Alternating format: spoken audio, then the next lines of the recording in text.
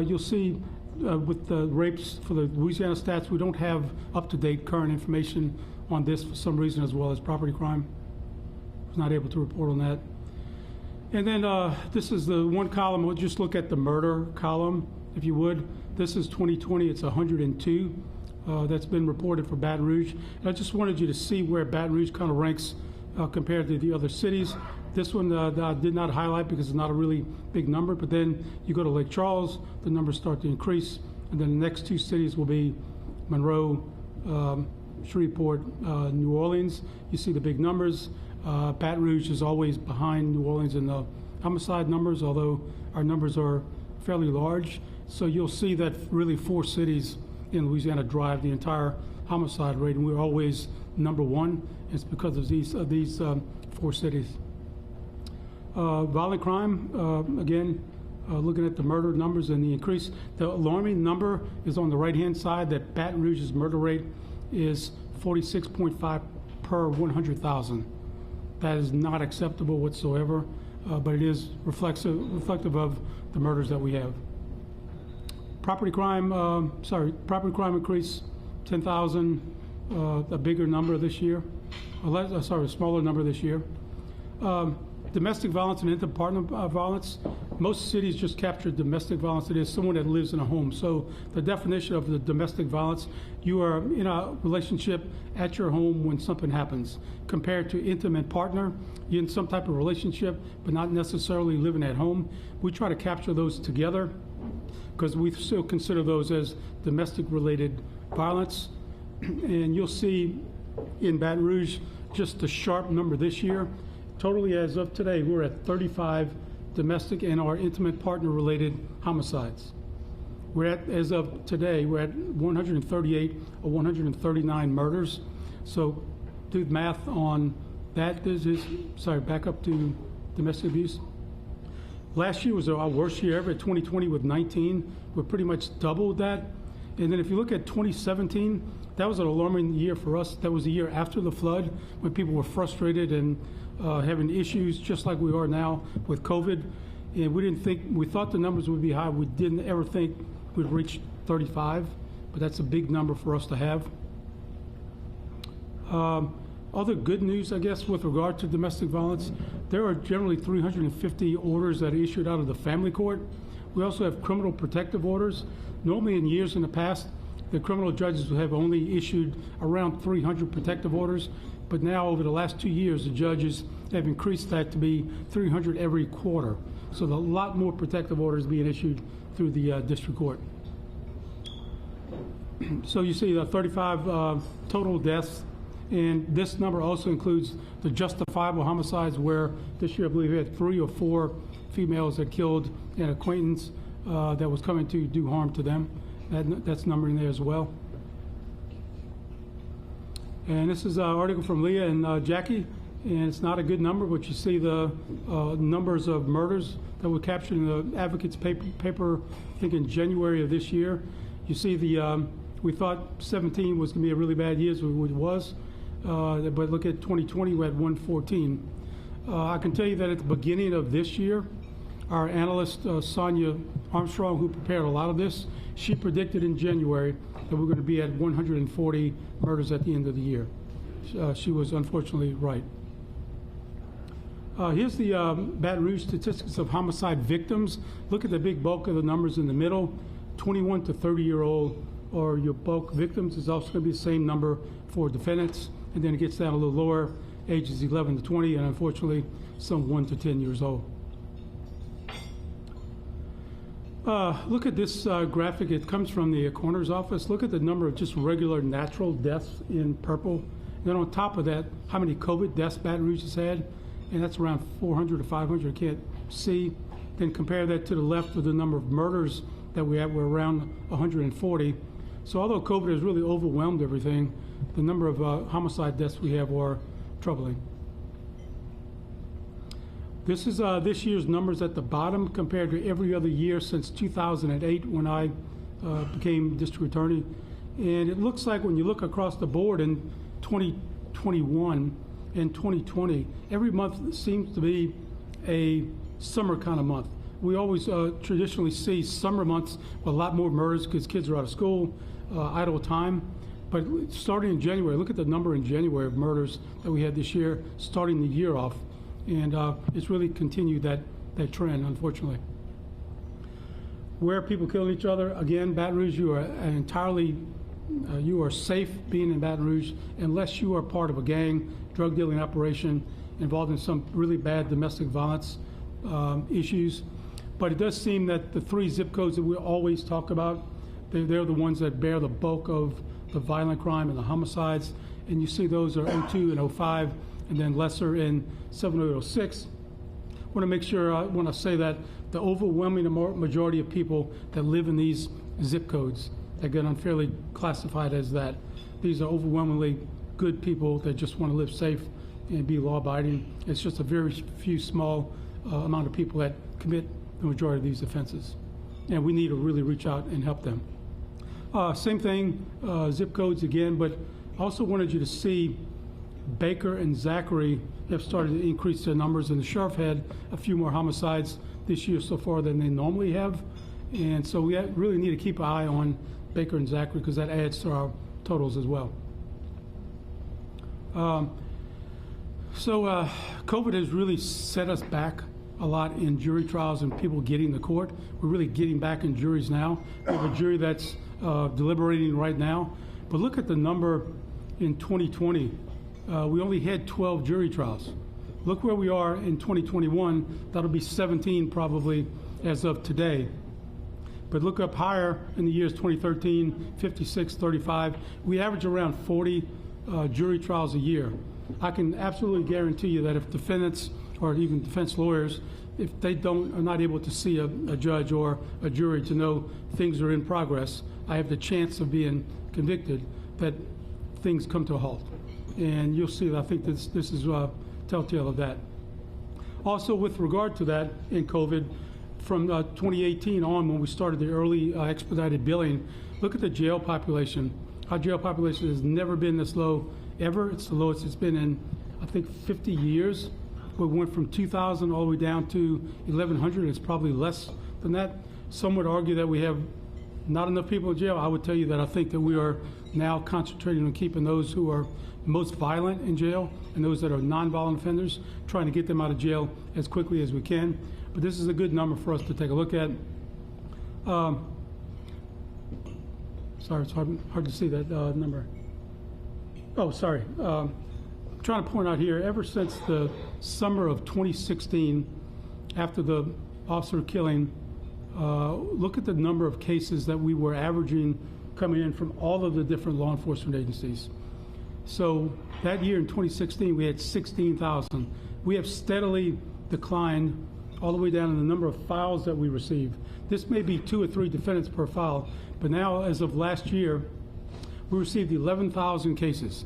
Not sure where exactly we are this year, but all that, the number's a little foolish, but although the numbers are down, the cases are much more complicated given cell phones, body camera, DNA, technology that we have to really go through. So that number is somewhat misleading. That is, cases have been on a decline since 2016.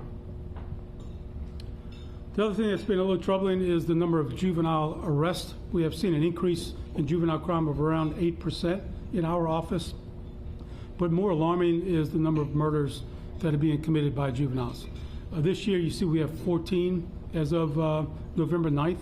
There could be others to add to that, but as of that date, that's a lot of young kids that are killing other young kids or adults. And so we hope that that trend does not continue. And here's cases that we have transferred from juvenile court in 2021.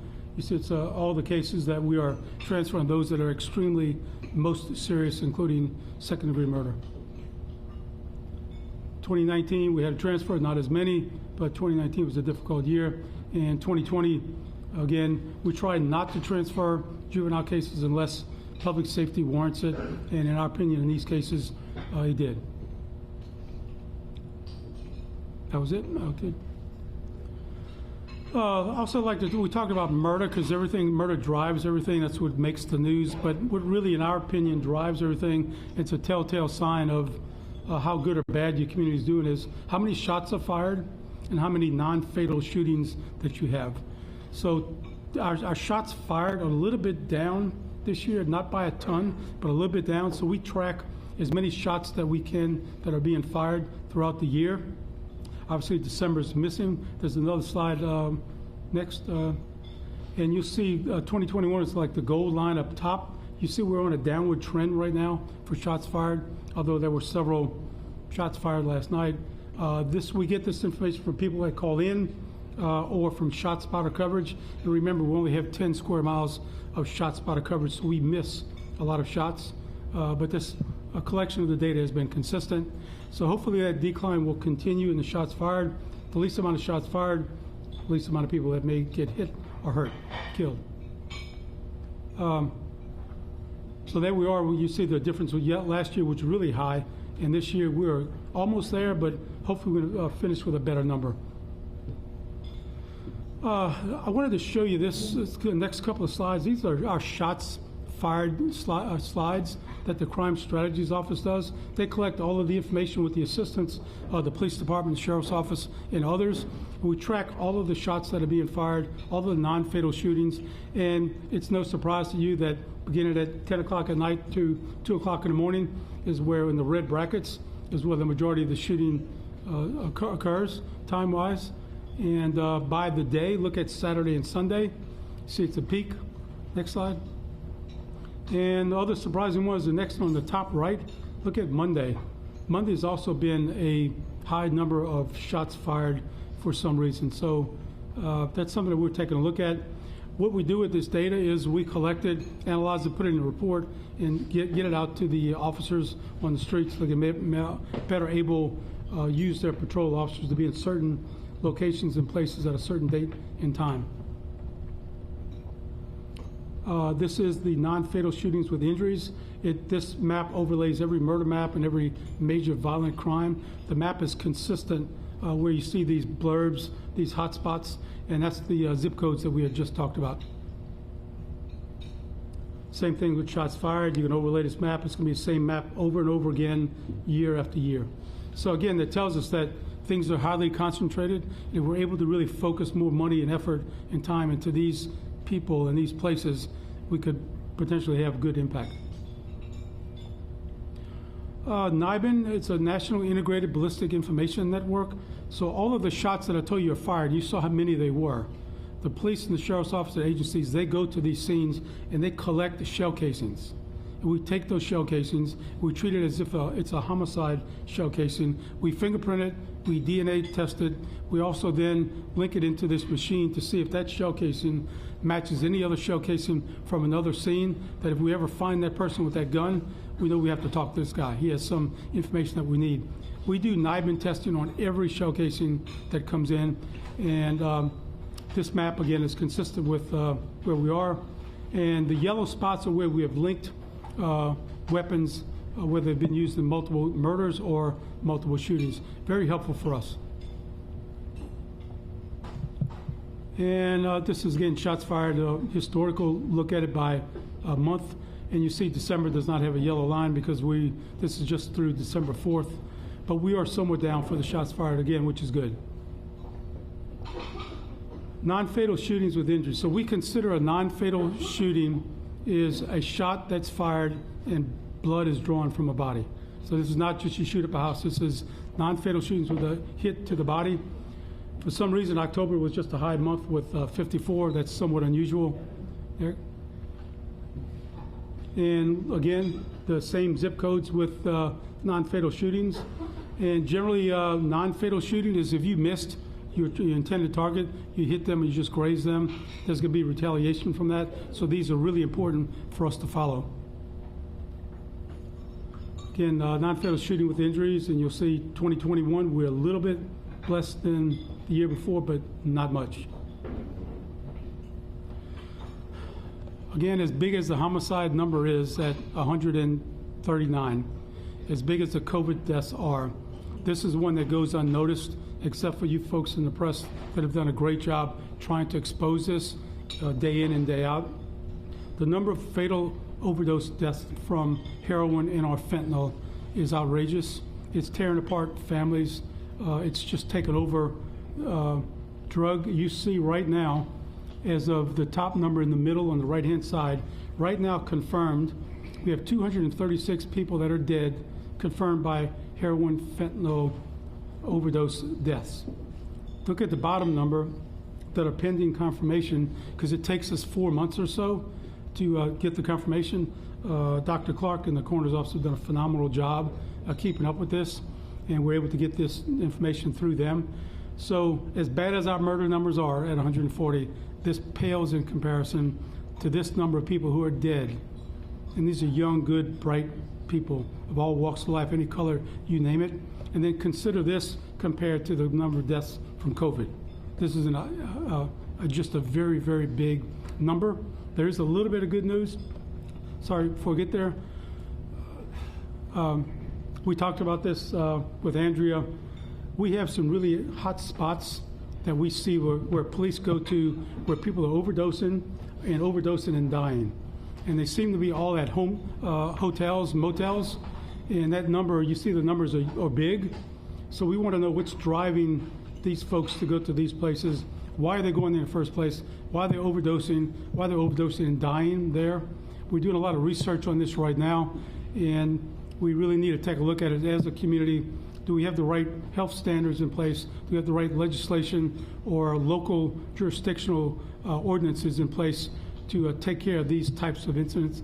And this is something we really need to work on, because these are really big numbers. It drives police to a lot of calls. Again, just the overdose numbers. Look at the in the middle, April and May. It's a lot of overdoses for those 2 months. And fortunately, Narcan pen, a lot of these people are using the Narcan pen, and they come back to life immediately. So I think without Narcan, our numbers would really be doubled or tripled. Again, the opioid overdose, the yellow is opioids, and that includes fentanyl, and the blue is just a regular overdose, because we used to see cocaine overdose, meth overdose. Now look at the numbers, they're just outrageous that it's all opioid, fentanyl versus non-opioid deaths. So that drug is really taking over the market. Now look at this map. This is the fatal overdose map in Baton Rouge for a few years. Remember and recall the numbers, the map and the blurbs for the homicides, the non-fatals, and the shots fired. Look at this map. This map's completely different. So what this tells you, which is scary, is that overdoses, people are getting drugs and using drugs all over the parish, and they're dying all over the parish, which means any religion, any color, any place, any source of money that you may be receiving, you are subject to being overdose and dying if you use heroin, particularly heroin cut with fentanyl, and oftentimes you don't know it. And we have most recently found fentanyl in marijuana and found fentanyl in cocaine, and a lot of people that are not wanting to use fentanyl are getting it unknowingly, and unfortunately, on some occasions, dying. So we're they also was really interesting. The Baton Rouge Business Report did a presentation about how the economy was going in Baton Rouge. One of the slides that they showed was when the stimulus checks hit the market, and Dr. Scott was doing this. What he did, he was saying about how much people bought because they got the check, where did they spend their money.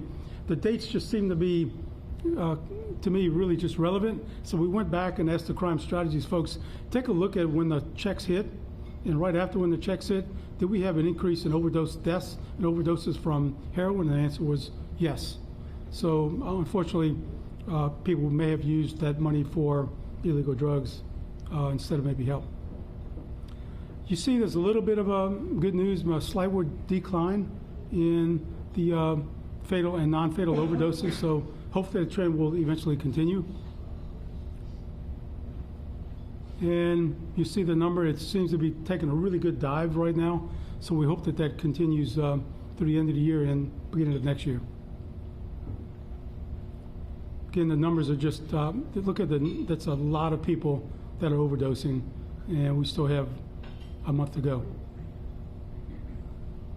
So, why is all this stuff happening? We've looked around the research, and there has found there's different reasons why people think that this has occurred, Derek. So limited law enforcement agencies, Baton Rouge Police is 100 or 115 down. I think the sheriff is down. I think that impacts them tremendously. We did have a lot of unrest and protest where police were called away from where they were at the time. Police legitimacy, do people trust the police because of things that are going on around the nation? Are they calling the police? And so they're looking at social unrest versus deep policing. That is, or people calling the police? Are they taking things in their own hands? Surely we see that folks that are involved with murder, they do take things in their own hand. They don't rely on the police, and we have a retaliatory shooting. So there's a lot of things and reasons why we believe that this is going on. Lack of personnel, lack of resources, just manpower shortage, and other things such as that. This is also cited in the literature, the increase in gun sales. So from 2020 on, lots of guns are being sold. I don't want to say that this is any reason why we have a spike in homicides, because I can tell you we have tried to track any new purchase of a weapon. We have not found any new purchase of a weapon by obviously a lawful owner. We have not found them to be involved in any crime or homicide at this point. Now, these are new purchases, but for sure, people that leave their guns in their car, leave their house open, they're coming to get your gun. That gun is going to be used in a shooting. It's going to be used in a homicide. It could be just a matter of time that these guns, if they're not secured and not locked, could be used in a homicide or a non-fatal shooting. So we have to wait to see if this increase in gun sales may lead to increase in more thefts of weapons and use of weapons illegally. Some potential solutions, what can we do? I mean, you saw the hotspot mapping. We really need to focus on those hotspots. These are the people that are most affected. They're the poorest. They don't get to the government services that they need to. They're cut off. They're distrustful of law enforcement. How can we find ways to get these folks in these very small segments of our community help? How can we reach out with officers to do a better job of police legitimacy? And that includes not only police, but DAs and sheriffs and courts. There got to be ways that we can do this. Street stops have been down. Traffic stops have been down, and that could be another reason why maybe the crime is as it is, not enough police to police the streets. People feel a little more brazen. You have noticed this year many more daytime shootings and daytime murders, and we've seen that also across the country. We really need to improve our gang network analysis. We still have around 30 or so groups or gangs here, and they really create a lot of trouble for us. And again, if you're not in the gang activity, not in drug dealing, Baton Rouge is a safe place, but gangs and drugs control murder, and Baton Rouge can control shooting. We have to find a way to get to these kids to have them not want to become a member of a gang. We have to find them services. We have to get to them earlier than we ever have before. Criminal justice reform, again, I think will go a long way in trying to get more police legitimacy with the public. Can we reach out to them and let them know what we're doing, be better stewards with the trust that we have? And we need the public to cooperate. Those that are doing retaliatory shootings are not wanting to cooperate with the police, whether it's because of lack of trust or not, or they're going to handle it in their own business. But that really can't happen, because things really get out of control when that happens, and that's what's pretty much going on now. So these are some of the studies. This is just the appendix of some of the cities that, in the studies that we looked at, have been where the numbers come from. So just for your newspaper and news folks, if you want to look at those studies, that's the cities that were included. I think they're two separate studies, one with 13 and one with 17. So, all of the things that we all try to do, whether it's a group violence reduction strategy, whatever it is, if it does not come from the ground up, from the family up, we're just not going to win the battle. And there's a lot of fixes to this, but if we don't fix our family first, if we don't have parents that actually being parents and not friends, if we don't get these young kids educated with a really good, strong public education, we're going to continue being in the same condition and the predicament that we're in. To me, education is key to it all. Getting these young children early, getting these young children's parents early. and making sure that parents know your son who is 14 should not be having a semi-automatic weapon in his home. Why is he belonging to a gang? Do you know he's belonging to a gang? Why does he have drugs? Why is he flashing money? These are really bad signs. So we need to find ways to help these young parents to get to these children as early as we can, because in my opinion, that's really the only way. I am really confident that Cito Narcisse, our new superintendent, he's doing a great job. We've met with him multiple times, and I think he has a really good vision to really restructure our public education in Baton Rouge. One study that we are trying to do, so if anyone here has a lot of money, we're looking for around $150,000 to conduct a study with the state schools, local school board here, and all of our law enforcement agencies as well as LSU. What we'd like to do is study a year, possibly 2019, because people were in school at that year. We want to look at and triage every victim and every defendant to find out, because they're generally dropped out of school at 9th grade, and what we can see from a higher view.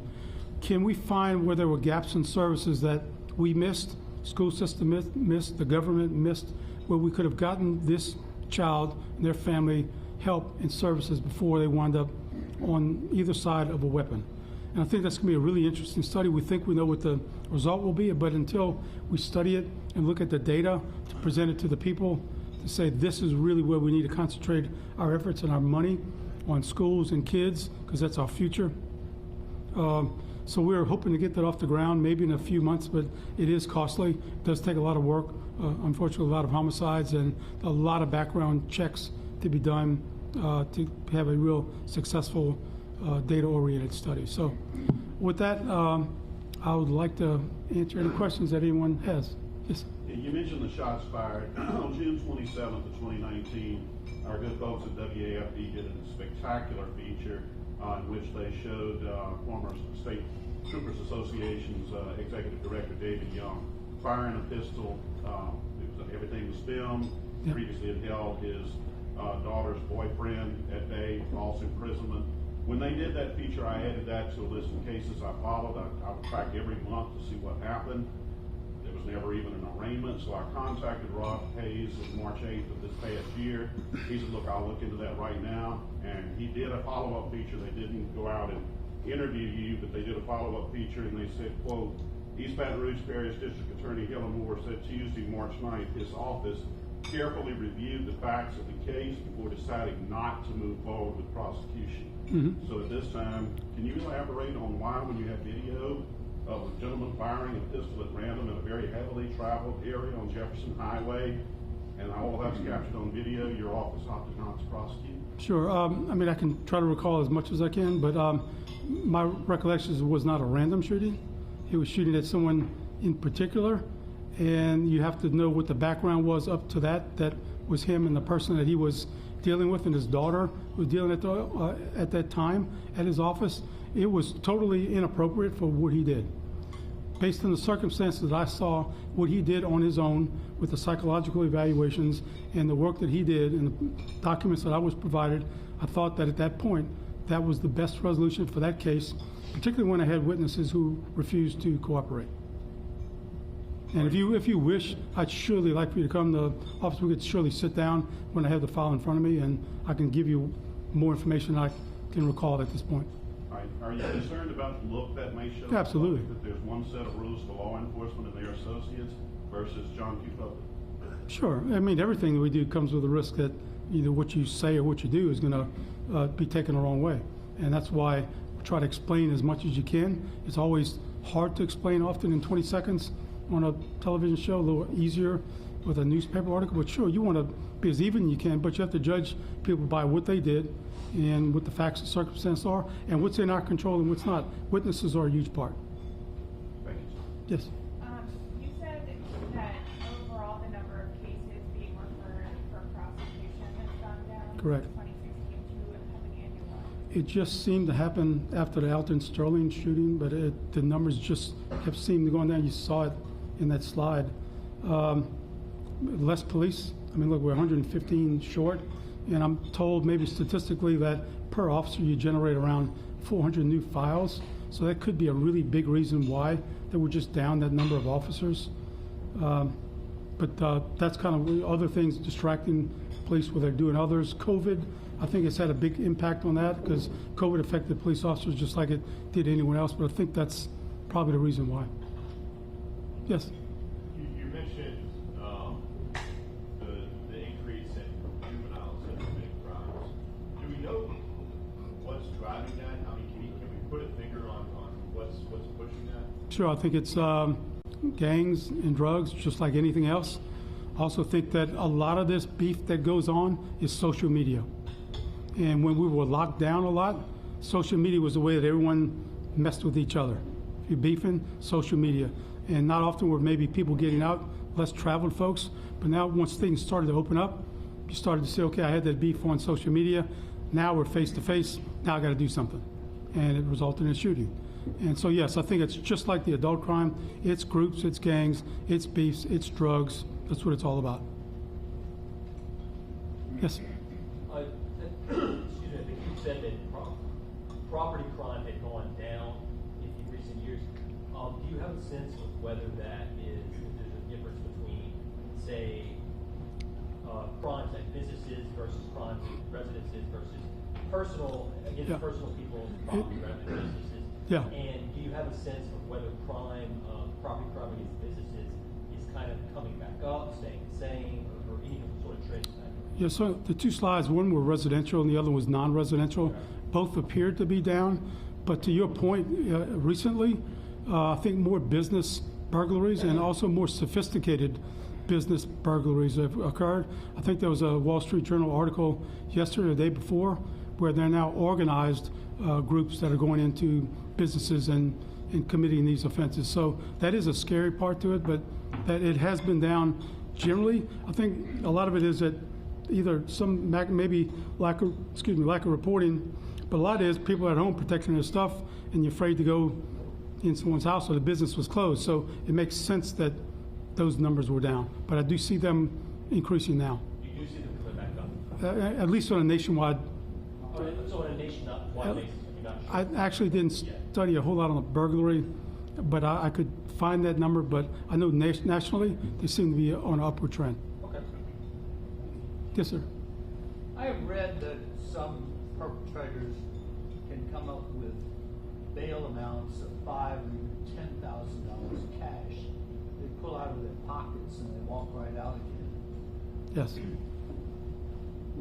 Can we not assume that money is a product of poison fruit and seize it and refuse to accept it and they go to jail?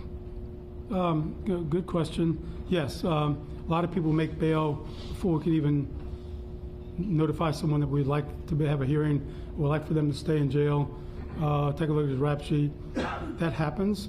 We are trying to have that not happen by trying to get information that someone's being arrested and the person has multiple offenses, maybe out on multiple bonds, or is a danger to the community, particularly domestic violence offenders, to try to let the judge know as much as we can to say, would you please take a look at this defendant or hold him at least for some time so we can have a hearing to determine what's the most appropriate bond. Because wealthy people have money and get out of jail faster than poor people. That is one of the reasons against cash bail system. And so you want to get away from that. You want to have the people who are violent offenders stay in jail. We do see social media like all you all see, where they're flashing money. I'm on the way to the jail, and here's these gazillions of dollars that they're flashing, and they post it, and they're out within a very short period of time.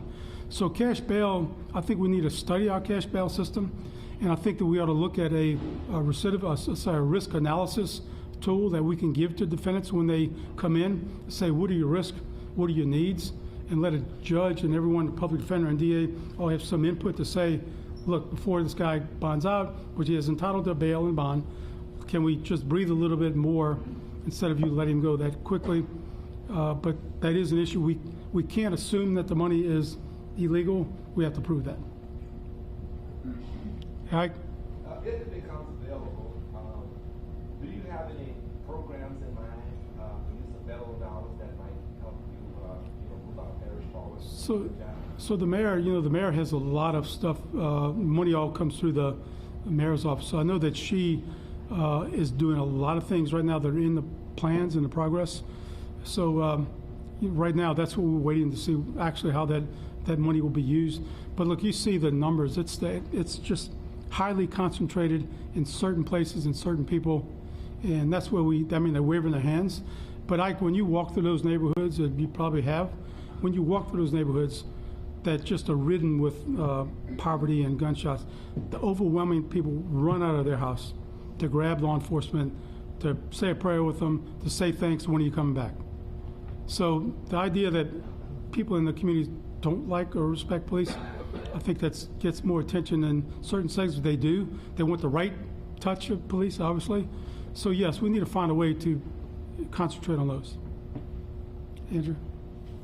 You've talked a lot about gangs Yeah. today, and especially young people. I'm curious if truce is having much of an effect. If you think that ever since Brave ended, we've Yeah. seen an uptick in gang activity. What do you think? Yeah, if you saw the murder numbers, not for Brave to take any credit, but if you saw the murder numbers after we began the Brave year, look at 2013, the numbers went down to 66 to 62, and then we kind of lost it, and then 2016 with the flood, kind of got out of it, and Brave is no longer. It's Truce.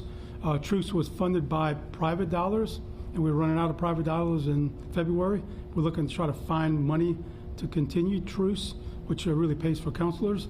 But at this point, as of today, I believe, we have 36 kids that are in the Truce program.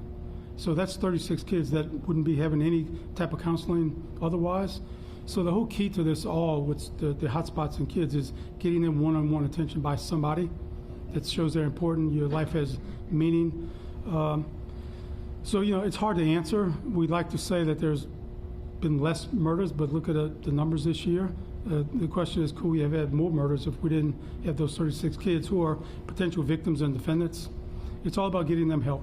And look, these kids who are shooters and victims and shooters themselves, these are some talented kids that are extremely bright, and you have to get through that to get to them, let them see a way out.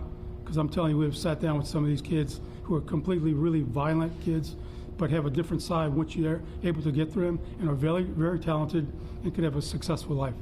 And they're the future of Baton Rouge. We need to help them. Yes, sir.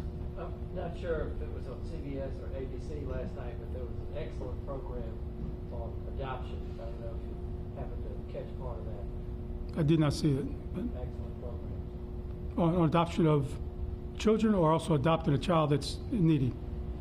Both. Okay. Obviously, any kind of structure that you can get to these young folks is good, because they just have no structure. And you can see it in juvenile court with a juvenile defendant. When the mom shows up, just sit there and watch and listen. You have a pretty good idea why the kid is in the position he's in. And,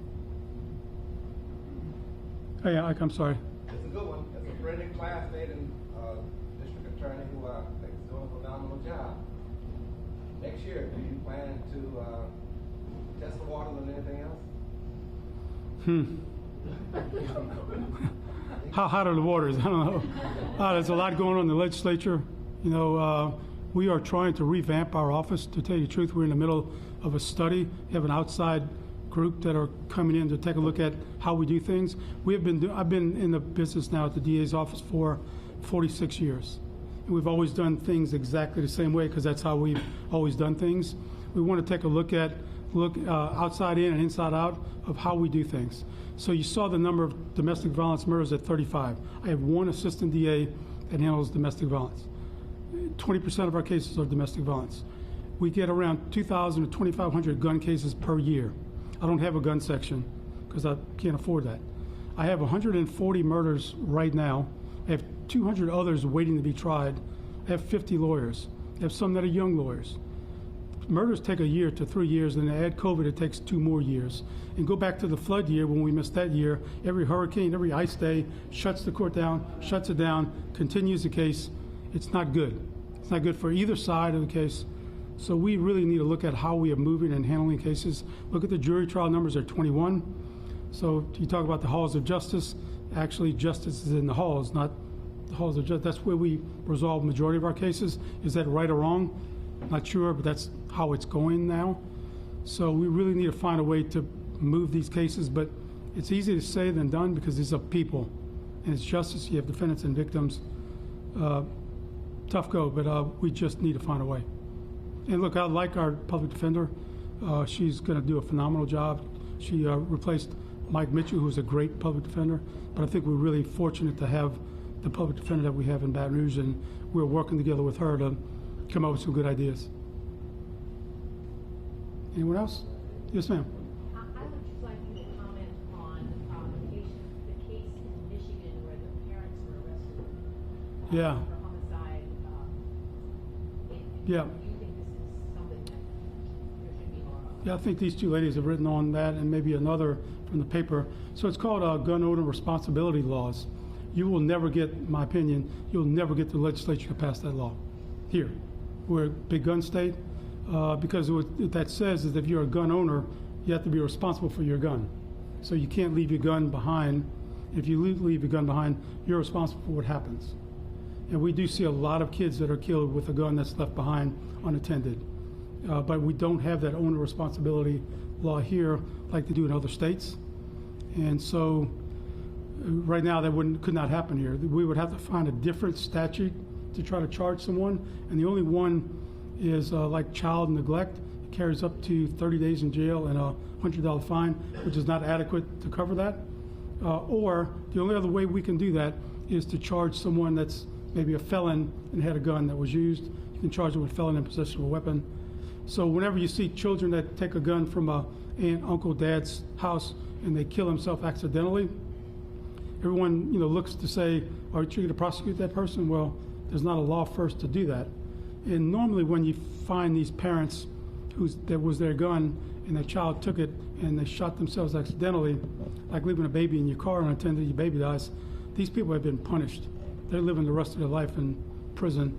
It's hard to do exact any other type of really punishment from someone who just lost their own child because of their neglect. It's a tough cases. That's all we have time for today. Thanks. Thank you. Appreciate it. Let me point out that next Monday will be our last meeting for the year, and we'll start again, I think it's January 7th, earlier in January. So you'll be notified though. This is our standard operating city